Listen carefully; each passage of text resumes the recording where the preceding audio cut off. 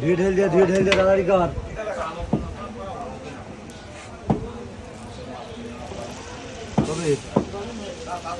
আমাদের ওপাশে রাস্তা করতে যেরকম না পুকুরের ভিতরে বেঁধে করা লেগেছে, সব টাকা দিয়ে তাই ওই মাটি তোলে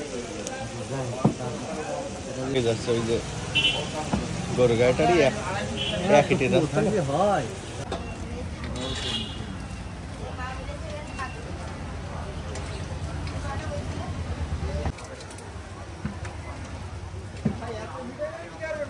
হ্যাঁ, সব আপলোড হবে।